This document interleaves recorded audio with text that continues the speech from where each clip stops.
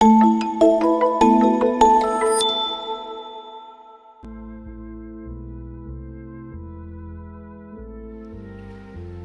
la Mungu, tumsifu Yesu Kristo. Karibuni tusikilize tafakari hii ya Dominika ya 4 ya Pasaka, mwaka A wa Kanisa.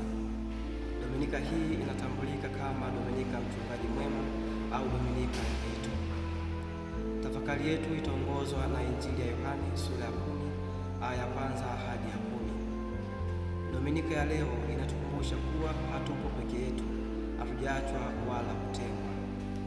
Yesu ambaye ni mchungaji mwema yuko nasi, anatuongoza katika kujua ukweli kupitia mafundisho yake na maandiko matakatifu. Anatulinda katika hatari zote za mwili na roho kwa kutuongoza hasa kupitia hapo majaribu na mateso mbalimbali ili tusipotee. Anajitoa sadaka kwa ajili yetu kupitia msalaba. Yesu alikufa ili atukomboe. Ni tendo la huruma na upendo kwetu. Anatulisha kupitia Ekaristi Takatifu ambayo ni chakula cha roho zetu. Ndani yake tunakutana na neno la Mungu na sala zinazoimarisha roho zetu. Anajua hali zetu, madhaifu yetu na mahitaji ya kila mmoja wetu. Daima hatuachi katika upotevu wetu au pale tunapokuwa mbali naye. Tunaalikwa kuisikiliza sauti yake, kwani sauti yake inatuokoa, inatuponya na inatuongoza. Basi ndugu zangu katika Kristo, tujiulize swali hili: ni kwa nini tuisikilize sauti yake? Tunaalikwa kuisikiliza sauti yake kwa sababu dunia sasa ina sauti nyingi zinazokuja na ahadi nyingi nzuri na za kuvutia, lakini mwisho wake zinatupelekea kwenye uharibifu au kutenda mabaya.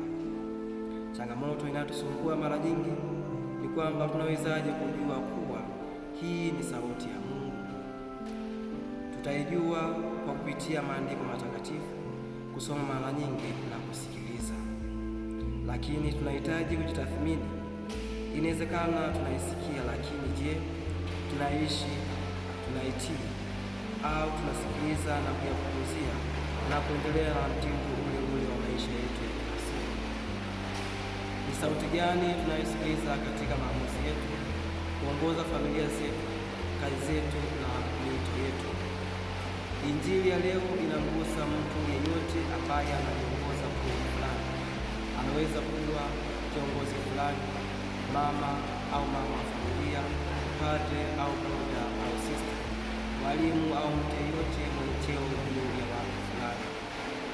Injili inatukumbusha kuwa dunia sasa inahitaji mchungaji au kiongozi ambaye ana moyo kama wa Kristo, ambaye ataweza kuongoza na kuwalinda watu na kuyatoa maisha yake kwa ajili ya wengine. Dominika hii pia tunaalikwa kuombea miito ili kupitia miito kupata wachungaji wenye moyo kama wa Kristo. Ndugu zangu katika Kristo, tumwombe Mungu atusaidie kusikia sauti yake katika dunia hii iliyojaa sauti nyingi, ili daima tuweze kunena na kutenda kadiri ya maongozi ya sauti yake. Tumsifu Yesu.